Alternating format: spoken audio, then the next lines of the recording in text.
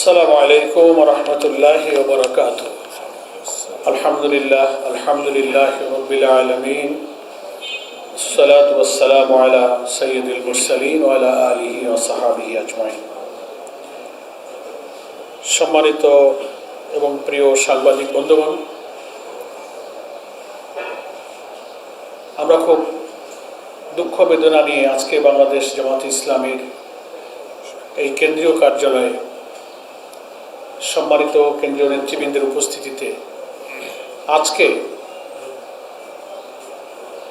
বগুড়া এবং শেরপুরের দুইটি আসনে যে নির্বাচন অনুষ্ঠিত হচ্ছে তার গুরুতর কিছু অনিয়ম এবং একটা নির্বাচিত সরকারের দায়িত্বে পরিচালিত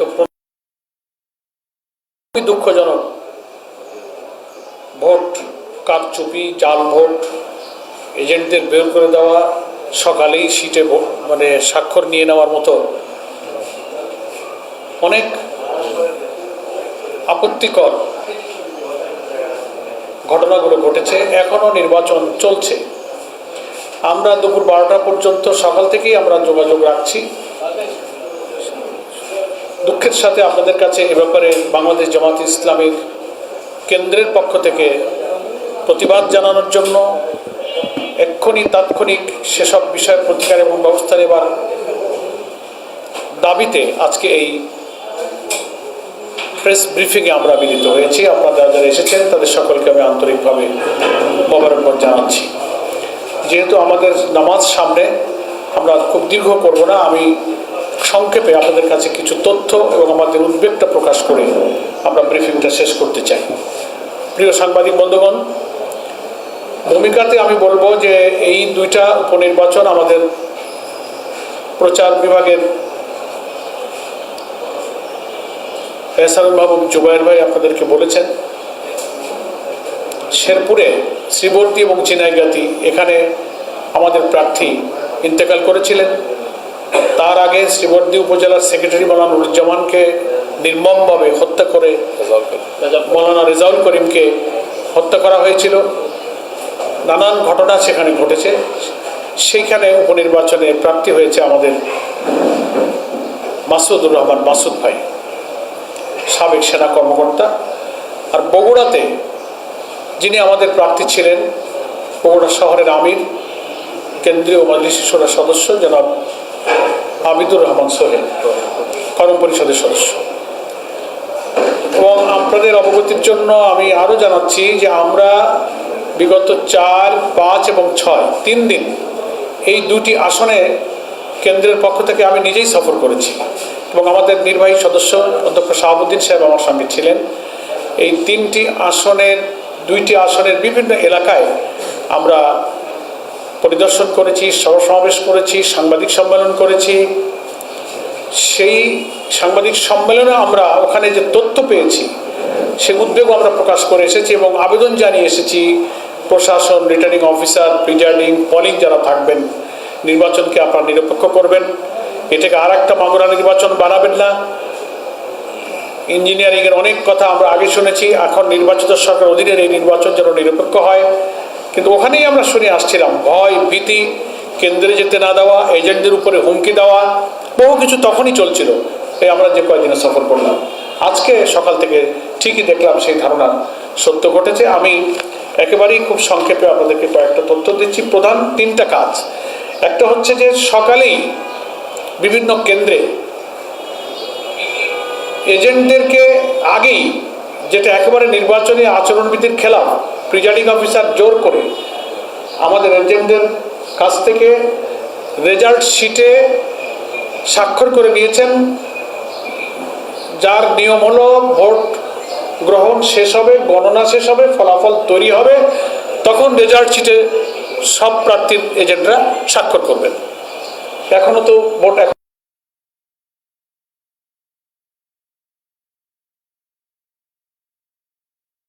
এটার কেন্দ্রের নাম হচ্ছে মালতীনগর সরকারি প্রাথমিক বিদ্যালয়, কেন্দ্র নম্বর 1। এই কেন্দ্রের যারা আমাদের এজেন্ট ছিলেন সকালবেলায় তাদেরকে স্বাক্ষর নিয়ে নেওয়া হয়েছে রেজাল্ট শিটে, এবং দেখবেন এখানে প্রিজাইডিং অফিসারের স্বাক্ষরের জায়গাটা ফাঁকা ফাঁকা তো থাকবেই। সকালবেলা তো আর ভোটও শেষ হয় নাই, গণনাও হয় নাই, স্বাক্ষর করবেন কি? এরপরে এখন ইচ্ছা মতো ভোটের সংখ্যা বসাই দিতে পারবেন, বলবে আপনাদের এজেন্ট তো স্বাক্ষর আছে। এটা একটা গুরুতর অভিযোগ।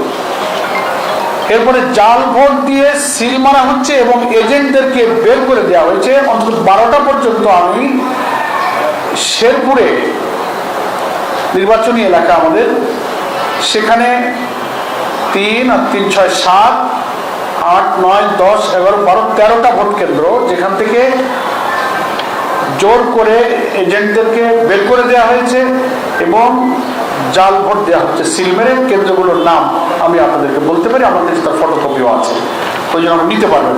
কিন্তু সেই জাল ভোট ঠেকানোর জন্য আমাদের ইসলামিয়া কামিল মাদ্রাসা যে ভোট কেন্দ্র, সেখানে শ্রীবর্দী পৌর বিএনপির সেক্রেটারি আব্দুল্লাহ মোহাম্মদ দুলাল এবং পৌর আহ্বায়ক অপুর নেতৃত্বে সেই কেন্দ্রে ঢুকে এজেন্টদেরকে বের করে দেওয়া হয়েছে। এটার প্রতিবাদ করতে গিয়েছে জামাত ইসলামীর ওই উপজেলা জামাত ইসলামীর যুব কমিটির সভাপতি আমির হামজা, তার উপরে চড়া হয়েছে, মারপিট করেছে, রক্তাক্ত হয়েছে। সে নিজেও মিডিয়ার সামনে বক্তব্য রেখেছে, আপনারা ভাইরাল দেখতে পাবেন সোশ্যাল মিডিয়াতে। কিন্তু এই বের করে দেওয়া জাল ভোট এই সব কিছু এখন অনেক ভাইরাল হয়েছে। আর আগে তো আমি বললাম যেটা সকালবেলাতেই রেজাল্ট শিটে সই করে নিয়েছে মালতীনগর সরকারি প্রাথমিক বিদ্যালয়, এটা বগুড়া 6 নির্বাচনী এলাকা, কেন্দ্র নম্বর 1, এখান থেকে নিয়েছে। নেক্সট আপনাদের কাছে আর একটা তথ্য দিচ্ছি আমরা, যে পুলিশকে, সেনাবাহিনীকে, রিটার্নিং অফিসারকে আমাদের নেতৃবৃন্দ নির্বাচনী দায়িত্বে যারা আছেন তারা বারবার রিকোয়েস্ট করার পরেও কোনো প্রতিকার হয়নি। সেখানে বিএনপি প্রার্থীর পক্ষ থেকে নিযুক্ত পেটোয়া বাহিনী কেন্দ্রে কেন্দ্রে তারা হামলা করছে, মহিলাদেরকে ভোট কেন্দ্রে যেতে বাধা দিচ্ছে, তাদেরকে অপমানিত করছে, লাঞ্ছিত করছে। মনে হচ্ছে প্রশাসন অসহায়, কোন এক জায়গা থেকে নির্দেশিত হয়ে তারা যেন এখন আন্ডান, তাদের কিছু যেন করার নেই। তো সাংবাদিক বন্ধুদের কাছে আমরা এই কথাটা এই জন্য বলছি যে কেবলই 1-1.5 মাস হলো অবাধ নিরপেক্ষ নির্বাচনের কথা বলে আন্দোলন করা, সংগ্রাম করা, জীবন দেওয়া ফ্যাসিবাদ বিরোধী আন্দোলনের রাজনৈতিক দলগুলোর একটি বড় দল এখন ক্ষমতায়। তাদের হাতে প্রথম 2টো উপনির্বাচনের এই যদি চিত্র হয়, তো সামনে স্থানীয় সরকার নির্বাচন সহ আর যেসব নির্বাচন হবে সেই নির্বাচনে আমরা কি করে ভোটারদের আকাঙ্ক্ষার প্রতিফলন আশা করতে পারি। এই জন্য আমরা এক্ষুনি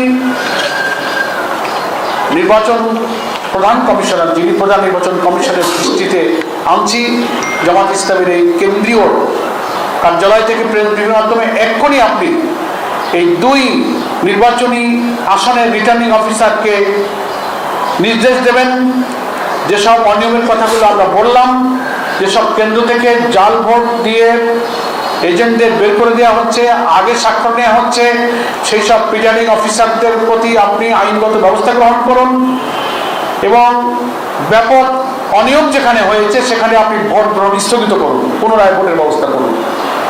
তা না হলে জনগণ এরকম জোরপূর্বক একতরফা নির্বাচনের ফলাফল তো মেনে নেবে না। এটা আমি প্রধান নির্বাচন কমিশনের কাছে আমাদের পক্ষ থেকে আবেদন জানাচ্ছি। যেসব কেন্দ্রে জাল ভোট এবং এজেন্ট বের করে দেওয়া হয়েছে 10-12টি কেন্দ্রের নাম এবং তালিকা আমাদের হাতে আছে, আপনারা প্রেস ব্রিফিং শেষে এর ফটোকপি আপনারা নিয়ে নিতে পারবেন।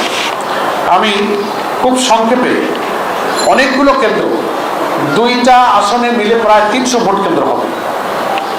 তো ঘটনা ঘটবার জন্য এখনো ভোট চলাকালীন 4:30টা পর্যন্ত ভোট চললে অনেক সময় এখনো বাকি আছে।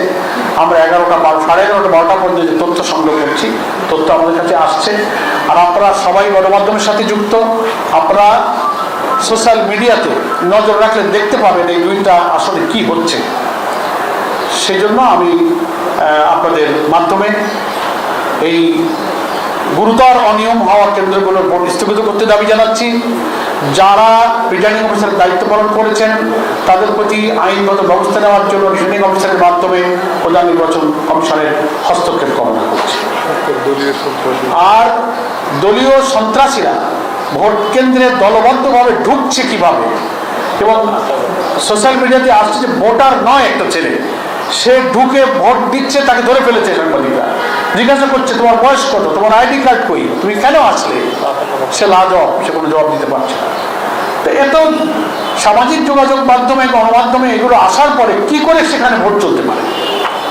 সেজন্য সন্ত্রাসী পেটো ভাইরা যাচ্ছে, আমাদের নারী ভোটারদেরকে ভয়ভীতি দেওয়া হচ্ছে, অনেকে হতাশ হয়ে যাচ্ছেন, ভোট কেন্দ্রে যেতে সাহস পাচ্ছেন না।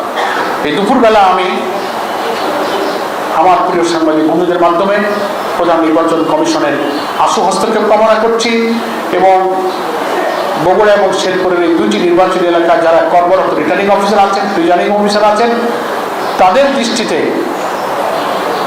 যেন প্রয়োজনীয় ব্যবস্থা নেওয়ার জন্য নির্দেশনা দেওয়া হয়, আমি আপনাদের মাধ্যমে সেই আবেদন জানাচ্ছি। আপনাদের সকলকে ধন্যবাদ। নামাজের আগে আর সময় নেই, 1 মিনিটও নাই। খুব জরুরি প্রশ্ন, তেমন কিছু থাকার কথা না, কারণ আমি তো তথ্য দিয়েছি, তবুও বলেন।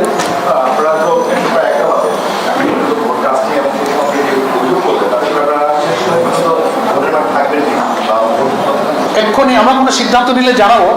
আমাদের সাথে লাস্ট 2 জেলারই 2 জায়গারই দায়িত্বশীলের সাথে আমাদের কথা হচ্ছে, প্রার্থীর দুজনের সাথে আমার কথা হয়েছে এবং তারা সেই অনিয়ম হওয়া কেন্দ্রে দাঁড়িয়ে আমাকে তথ্য দিয়েছে যে আমি দাঁড়িয়ে আছি সেই কেন্দ্র থেকে আমাকে বের করে দেওয়া হলো আমার এজেন্ট। তো আমি তার সাক্ষী হিসেবে আপনাদের কাছে বললাম। আশা করি আপনারা বিভিন্ন সময় বাংলাদেশের গণমাধ্যম হিসেবে রাজনীতি, গণতন্ত্র এবং জনগণের একটা সংযোগের মাধ্যম হিসেবে যে ঐতিহাসিক দায়িত্ব পালন করেছেন, বাংলাদেশের প্রথম 2টো উপনির্বাচনে আশা করি আপনারা আপনাদের নৈতিক এবং পবিত্র পেশাগত দায়িত্ব পালন করবেন। শেষ পর্যন্ত কিছু বলার থাকলে তো আবার বলবো ইনশাআল্লাহ। এখন তো আমরা ভোটে আছি, অভিযোগটা করছি, ব্যবস্থা নেওয়ার জন্য আবেদন করছি। আমরা নিয়মতান্ত্রিক গঠনমূলক রাজনীতিও করি, নির্বাচনে আমরা খুব ইমোশনালি আমরা চলবো না। আমরা অভিযোগটা আনলাম, যদি দেখি আমাদের পর্যালোচনা হলে যদি আমাদের কোনো সিদ্ধান্ত হয় আপনাদেরকে আমরা ধন্যবাদ। নামাজ যে দল ক্ষমতায় ছিল গত 16 বছর, এই দলের বিরুদ্ধে আপনারা বিএনপি সম্মিলিতভাবে সংবাদ সম্মেলনে অভিযোগই করতেন। 16 বছর পরও আবার মঞ্চ চেঞ্জ হলো, মানে যারা এই অভিযোগগুলো করছে তারা আজকে রাষ্ট্র ক্ষমতায়। তাহলে আপনি বিএনপির উদ্দেশ্যে কিছু বলবেন কিনা?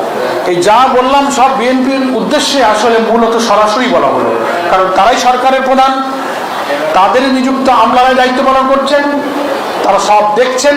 এ ব্যাপারে সংসদ এখনো চলছে, সংসদে বসে বসে ওনারা সোশ্যাল মিডিয়ায় দেখতে পাচ্ছেন। আমি মনে করি সরকার প্রধানের এ ব্যাপারে প্রয়োজনীয় নির্দেশনা দেওয়া উচিত, যদি জাতির কাছে তার প্রতিশ্রুতির ব্যাপারে তিনি সতর্ক এবং সজাগ থাকতে চান। আমাদের সামনে আর না, আর নামাজ দাঁড়ায় গেছে।